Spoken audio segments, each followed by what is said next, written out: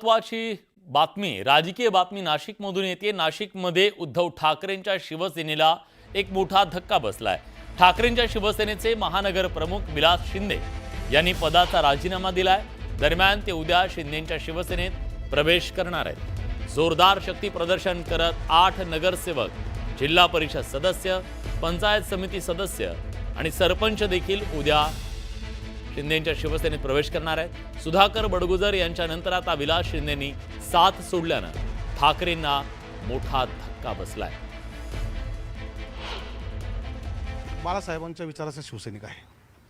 बाळासाहेबांनी सांगितले आपल्याकडनं गद्दारी, मी गद्दार माणूस नाही, मी खुद्दार आहे। जर मला लाभाचे काही पद हवे असते किंवा काही माझा स्वार्थ असता तर 3.5 वर्षापूर्वी शिवसेना पक्ष फुटलाय, त्यावेळेस सुद्धा आम्ही सगळे जाऊ शकलो असतो। पण आपल्याला अभिमानाने सांगतो की या सातपूर विभागामध्ये, नाशिक महापालिकेमध्ये सातपूर विभागामध्ये आमचा एकमेव प्रभाग आहे की जिथे 4 नगरसेवक शिवसेनेचे आणि विभागात 8 नगरसेवक आहे।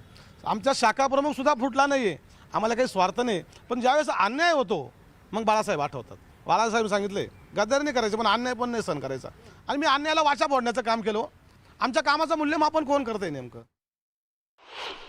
की लोकसभा निवडणुकीनंतर जे काही फेरबदल झाले त्या फेरबदलामध्ये एवढंच झालेलं आहे की मला अपेक्षित होतं मला जिल्हा प्रमुख पद मिळावं, अशा सगळ्यांच्या भावना होत्या एकीकडे।